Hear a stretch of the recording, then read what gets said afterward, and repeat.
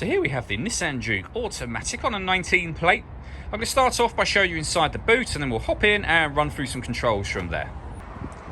As you can see, you get plenty of boot space in this car, along with the 60/40 split folding rear seat, and you can increase this boot space even further by lifting this tray section, which is also completely removable as well. Okay, now that we're inside the car, we're going to start with the dials. On the left-hand side, we have the rev counter, and on the right-hand side, the speedometer. In the middle, you can see the total miles of the car, which is 6,369. Beneath that, we have a trip computer. We also have the fuel gauge and coolant temperature gauges in that section. And at the very bottom of that section, it will show you what gear this car is currently in. We're in park at the moment. If I back out to the steering wheel, on the left-hand side, we have stereo and phone controls. And on the right-hand side, cruise control and speed limiter.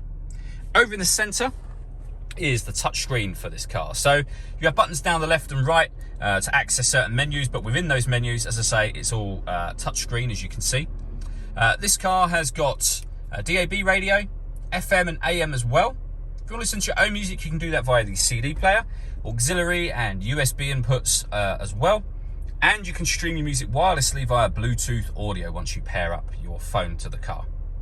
On top of all of that, we've got satellite navigation, which is accessed via these buttons just here.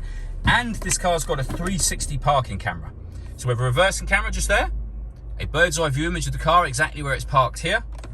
And it goes a couple of steps beyond that. If you press the camera button, you get a front-facing camera and that bird's eye view, or a front-facing camera and the front passenger side wheel. So very easy to park with all of those cameras. Working our way down, we have the climate control for the car. So you can adjust the temperature, first of all. You can increase and decrease the fan speed with this dial and determine where you'd like the air to be distributed. When you're happy with those settings, this button turns your air conditioning off in this case, or back on again.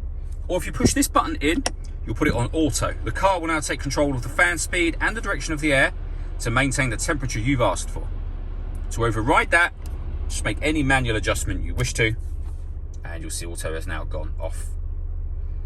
This screen also doubles up as the driver mode screen. So if you press this button, you'll see the options on the screen now change.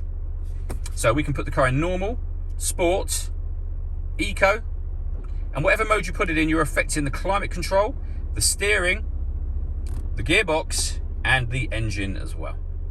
Under that section, we have a 12-volt charging socket, the USB and auxiliary inputs, the gear lever for the fully automatic gearbox, and then all the way back underneath the central armrest, driver and passenger heated seats with 2 different heat settings each.